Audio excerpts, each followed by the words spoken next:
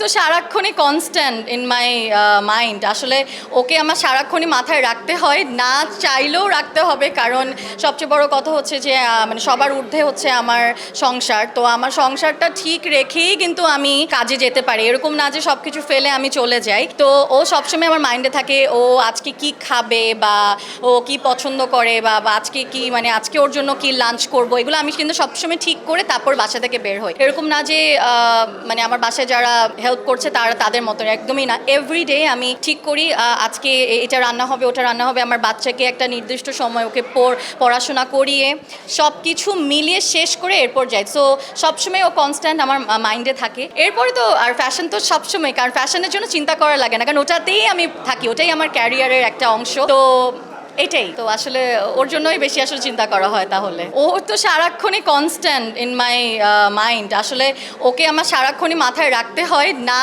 চাইলেও রাখতে হবে, কারণ সবচেয়ে বড় কথা হচ্ছে যে মানে সবার ঊর্ধ্বে হচ্ছে আমার সংসার। তো আমার সংসারটা ঠিক রেখেই কিন্তু আমি কাজে যেতে পারি, এরকম না যে সব কিছু ফেলে আমি চলে যাই। তো ও সবসময় আমার মাইন্ডে থাকে, ও আজকে কি খাবে বা ও কি পছন্দ করে বা আজকে কি মানে আজকে ওর জন্য কি লাঞ্চ করবো, এগুলো আমি কিন্তু সবসময় ঠিক করে তারপর বাসা থেকে বের হই। এরকম না যে মানে আমার বাসায় যারা হেল্প করছে তারা তাদের মতো, একদমই না। এভরিডে আমি ঠিক করি আজকে এটা রান্না হবে, ওটা রান্না হবে, আমার বাচ্চাকে একটা নির্দিষ্ট সময় ওকে পড়াশোনা করিয়ে সব কিছু মিলিয়ে শেষ করে এরপর যাই। সো সবসময় ও কনস্ট্যান্ট আমার মাইন্ডে থাকে। এরপরে তো আর ফ্যাশন তো সবসময়, কারণ ফ্যাশনের জন্য চিন্তা করা লাগে না, কারণ ওটাতেই আমি থাকি, ওটাই আমার ক্যারিয়ারের একটা অংশ। তো এটাই তো আসলে ওর জন্যই বেশি আসলে চিন্তা করা হয়। তাহলে